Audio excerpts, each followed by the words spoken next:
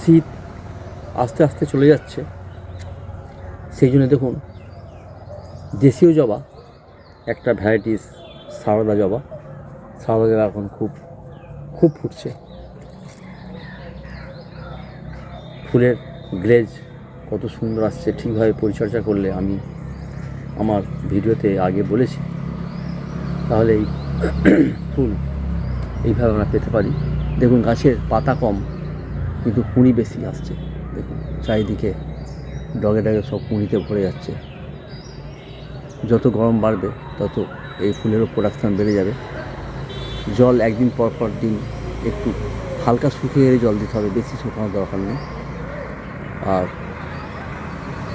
এর সূর্যরশ্মি যেন ভালো পায় 5-6 ঘন্টা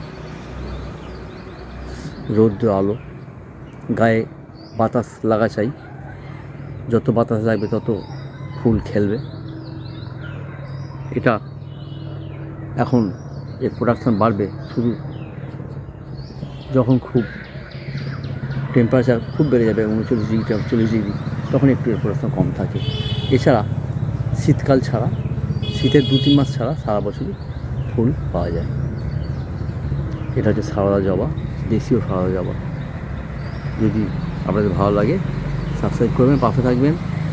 আজকের নলেজ আপনাদের শেয়ার করলাম। ভালো থাকবেন, থ্যাংক ইউ।